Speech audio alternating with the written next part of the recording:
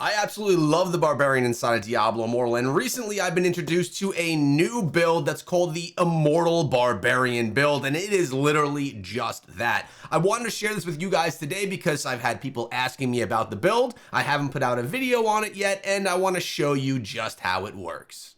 I'm going to be taking you guys through all of the skills and everything that you're going to need to put together this build, plus show you how I've modified it from the version that was shared with me from my good friend Indez. This build was put together by him. He shared it with me when I switched over to Barbarian, and I have been using it and loving it. So let's dive into it right here. First of all, I'm going with Lacerate as the primary attack. Also, keep in mind, this is a PvE build, and I really like to use it in Helliquary, in dungeons against big bosses, and even in Hellslayer bounties, which I'm going to show you a little bit of a demonstration of in just a little bit.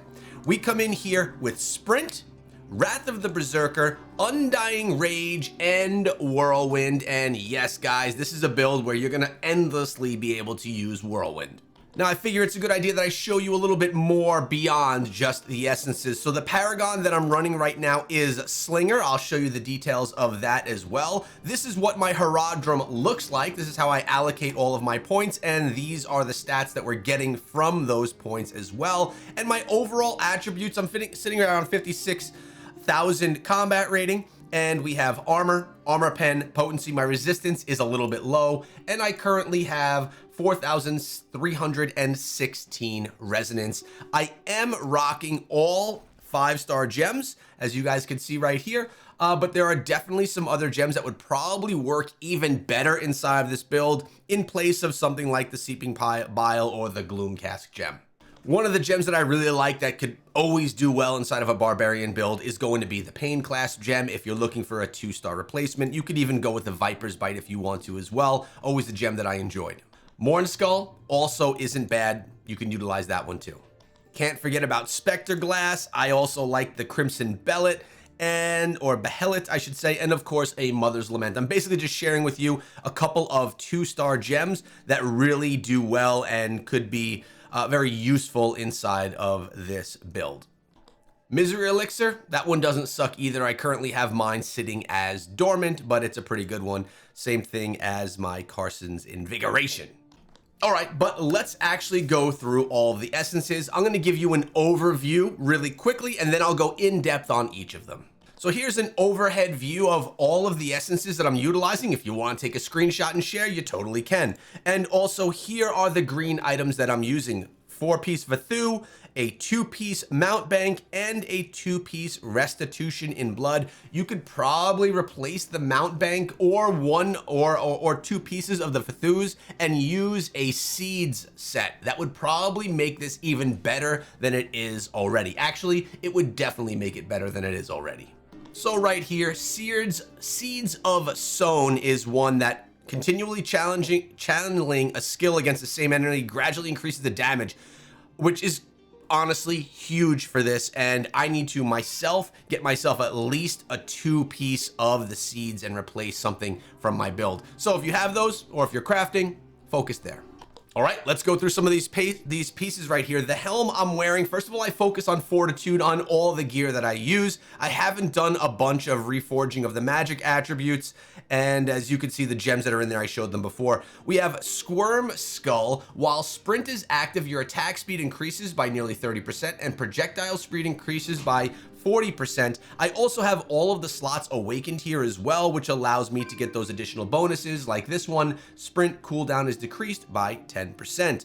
Our chest is, well, we're wearing the Badlander, which is the crafted one. And over here, we are going with Whirlwind. Now shatters armor, increasing the damage enemies take from you by 2%, stacking up to 15 times. Whirlwind energy consumption is reduced by 3.6%, and you're also getting Whirlwind energy consumed 10% slower.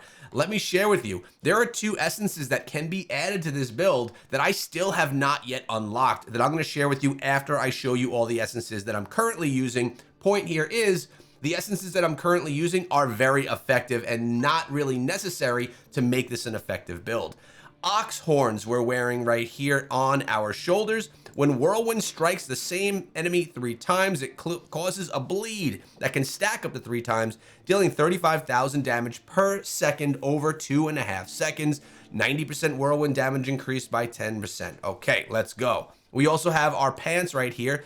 Exalted Demise. Sacrificial Rage. Undying Rage now converts a portion of your current life into an absorb shield that increases your damage while active. This is a very important piece for the unkillable build. Additionally, you gain a passive effect that grants damage immunity upon receiving a fatal blow. Undying Rage cooldown is reduced by 7.2%, and the Rage cooldown is decreased by an additional 10%. Now, let's get into the 2 primary weapons. Reel of Katas is the first main hand that we're using here. Splattered Wind. Whirlwind now restores energy and increases your attack speed after hitting an enemy suffering from bleed. The damage is increased by 18%. That's a big one for this build, so you can have the endless Whirlwind attack. Then we're coming on something for our primary attack, Rending Bite, one that's often used. This is for your primary. Lacerate now inflicts bleed that deals 26,000 damage over 3 seconds. Now, the secondary pieces of gear, Roar of Persuasion is the first one we're rocking here. Thirsting Berserker. Wrath of the Berserker no longer increases attack and movement speed, and instead it now increases critical hit damage and gives you life drain. Wrath of the Berserker cooldown is reduced by 7.2%. And finally, Falling Thunder is the final secondary piece. Weapon. Wrath of the Berserker also enrages you when you are near a bleeding enemy, increasing the damage you deal by 28%. You're noticing here how this is all working, right? We're getting that bleed happening and doing more damage during the bleed. But let me show you the 2 essences that could be added to this build that I have yet to unlock myself. Actually, guys, it looks like there's only one that I could potentially put in this place, and it's Staunch Refusal. Undying Rage also grants immunity to knockback effects while active. The cooldown's also reduced. If I'm being honest right here, I don't mind what I have right now, that my attack speed's increased with utilizing Sprint. That would be my primary attack. So either way, I think that we're in good shape. I may actually prefer the one that I'm currently wearing for this build. So makes it easier for you. All right, looks like we're being attacked here, so we're not safe. So I'm just gonna show you how this works here. This is very easy, not that you need the immunity, but you could just see how Whirlwind will continuously spin. As long as you're striking enemies, Whirlwind will work. Wrath of the Berserker being active allows it to keep going. All right, very easily, we just cleaned all that out. Not a good demonstration of the unkillable element of it, but a good demonstration of how it actually functions. Also, you'll notice I hit Sprint, I hit Undying Rage, and then I hit Wrath of the Berserker, then Undying Rage. Notice my screen goes red. I'm given a big shield, I lose health, but then I can continuously use my Whirlwind. I could heal up if I need to, but that shield is going to be a lot more powerful than your health, and then when it's gone, your health comes back. This makes it unkillable. Now let me demonstrate this to you in a Terror Rift. Actually, no, let's do it in a Hellslayer bounty. By the way, I've really only been doing Hellslayer bounties. It makes me focus on doing Terror Rifts so that I get my 10 Terror Rifts done every single week, and it gives me quicker bounties with bigger rewards over time every 10th that I run. So I'm gonna go run this and give you a great demonstration as to how you just do not die utilizing the build.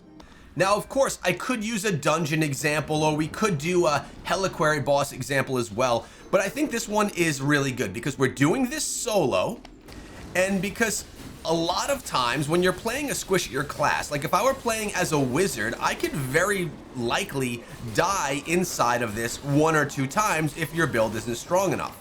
And being the barbarian though, I have no fear that I'm gonna run into anything that is a challenge. So again, I'm waiting for everything to cool down. Wrath of the Berserker, Undying Rage, Whirlwind, I'm safe. Whirlwind is continuously doing damage. Watch how that bar replenishes itself right there on the bottom. When there's no one there, I stop. I do Wrath of the Berserker, Undying Rage again, allowing Whirlwind to continuously do damage and continuously get more of its channeled skill, which is why you can see how seeds would be beneficial to this, right? It's Undying Rage again. Let's go a little more Whirlwind. If I'm out of juice in Whirlwind, I'll just sit in primary attack for a moment, let everything kind of come back to normal, get my my Q back. Essentially, I have good beneficial effect duration, so that helps.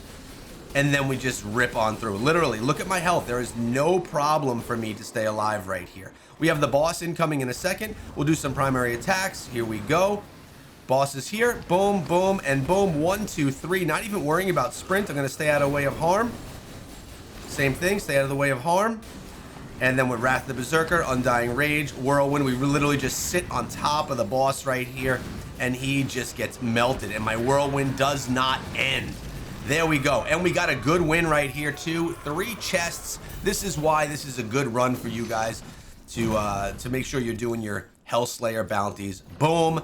That's already done. 4 of them in the book. Now we go back and we grab our rewards. But that is a great demo as to how you can do parts of the game in PvE that could feel quite difficult with certain squishier classes and really make them quite strong and, well, in this case, unkillable.